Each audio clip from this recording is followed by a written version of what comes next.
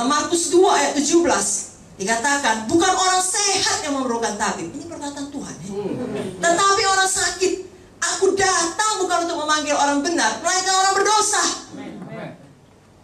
Jadi saudaraku, kalau banyak beban berat saudara sibuk mengurusi hal-hal yang sebenarnya adalah pilihan bebas manusia, saudara hentikanlah itu. Pergilah ke tempat di mana orang-orang belum mengenal Yesus.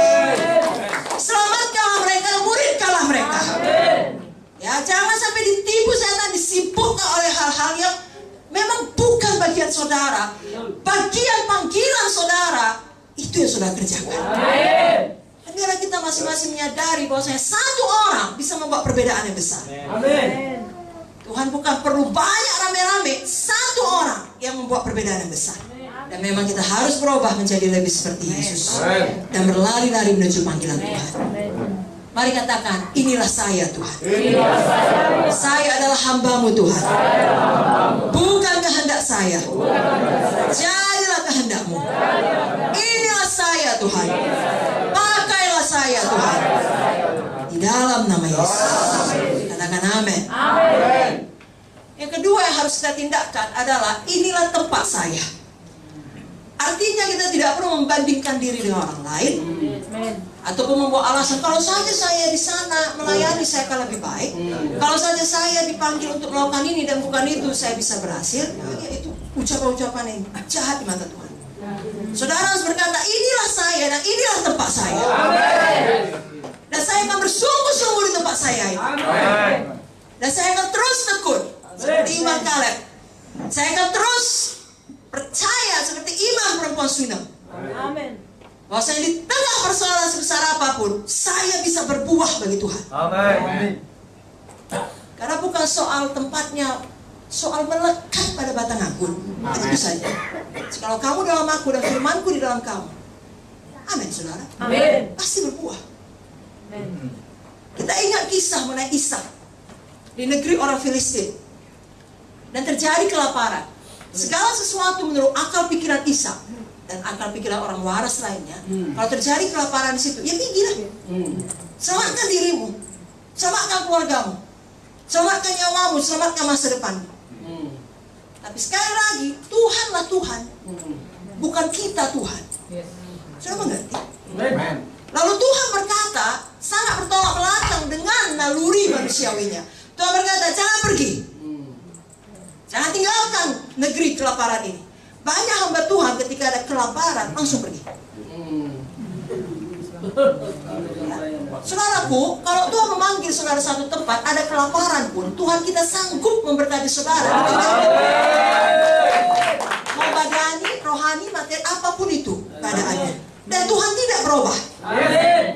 Jadi sebagai hamba Tuhan, kita harus membuang sikap yang suka meninggalkan sesuatu, tidak peduli, mau pergi saja, mau bebas saja.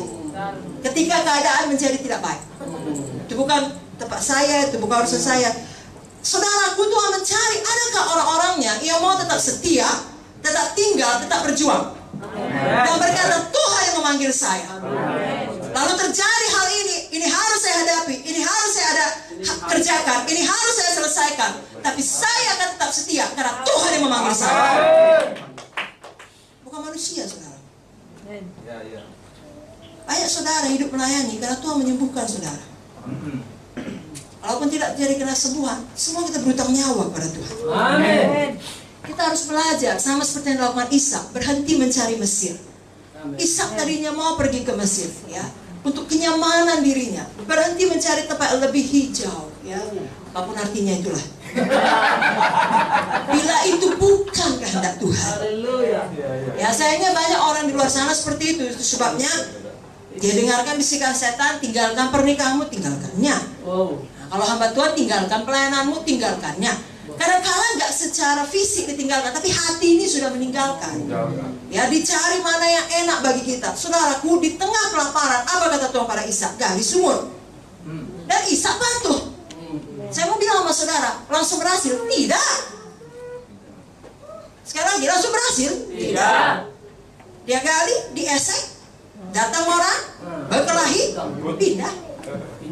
Dia gali lagi di Sitnah, tapi tidak dikasih Tuhan dia ke Mesir. Apakah di Sitnah berhasil? Tidak, ada perlawanan. Tapi Ishak gali lagi, Sampai akhirnya Tuhan kasih dia ruang. Lalu dia namakan Rehoboam. Tuhan kasih kita masing-masing ruang.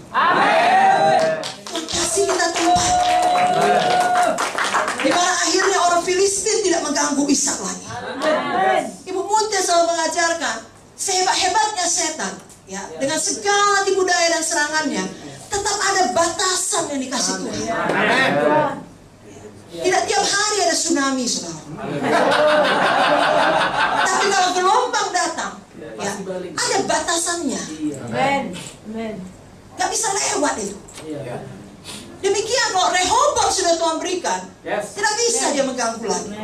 Tapi saudara harus melewati Esek, melewati Sitnah.